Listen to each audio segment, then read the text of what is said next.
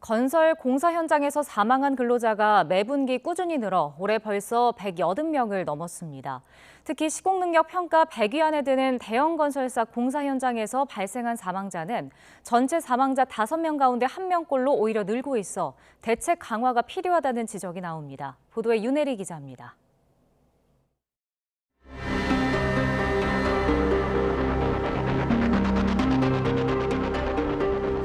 중대재해처벌법이 시행된 지 2년째지만 건설 현장에선 여전히 사망사고가 끊이질 않고 있습니다.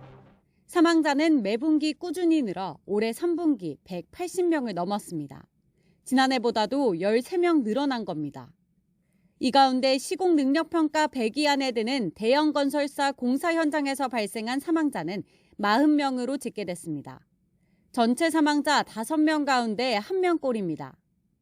건설사별로 따져보면 시공능력평가 8위인 롯데건설이 4건으로 가장 많았고 6위인 DLENC와 13위인 하나건설이 각각 3건으로 뒤를 이었습니다.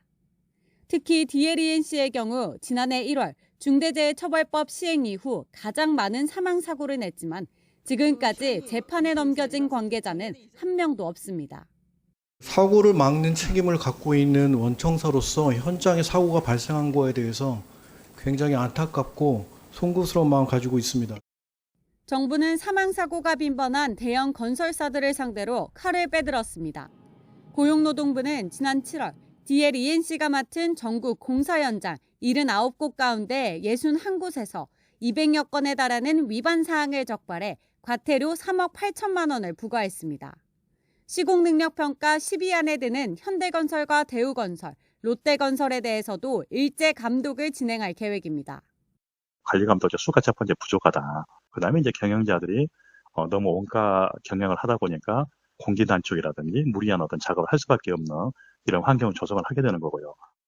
정부의 감독 강화뿐 아니라 대형 건설사들의 안전 관리자 확충과 투자 확대가 함께 이뤄져야 한다는 지적이 나옵니다. YTN 윤혜리입니다.